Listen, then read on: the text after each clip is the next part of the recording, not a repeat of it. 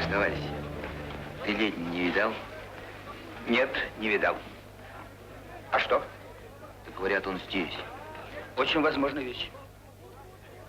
Посмотреть охота. Да. А то мы там поспорили с мироедами. Они говорят, рыжий да рябой. А я думаю, не может быть. Я думаю, он такой головастый, большой, ну, самостоятельный мужчина. Да. Ничего определенного вам сказать не могу. Советская эпоха строилась вокруг мифа о Ленине. Причем миф этот был очень сложный. Он как бы для всех слоев общества, для всех возрастных, социальных групп Ленин поворачивался какой-то своей стороной. У меня вызывал внутренний смех эпизод, когда в музее Ленина, в том числе в питерском, наиболее полном, в зале, посвященному июлю 1917 года, висела фотография рабочего Иванова, под фамилией которого скрывался Ленин. А напротив скульптура «Ленин в разливе», где Ленин в бороде и в усах. Ни у одного не хватало ума спросить, так он бритый был или, наконец, или с бородой и с усами. Когда Ленин в июле 1917 года, когда ему пришлось уйти в подполье, и он был в Финляндии, то его побрили.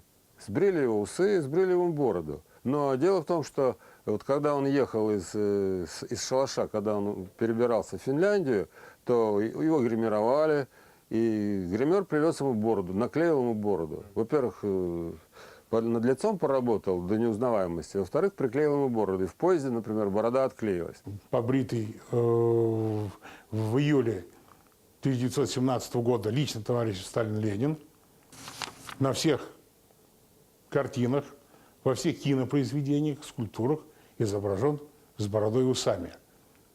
Это исторически установленный факт, что он был брит. Есть множество воспоминаний, и что в революцию 1917 года, 25 октября, он тоже вошел гладко бритым. Это зафиксировал Джон Брит в своей книге «10 дней, которые потрясли мир». Ленин вообще любил мистификации.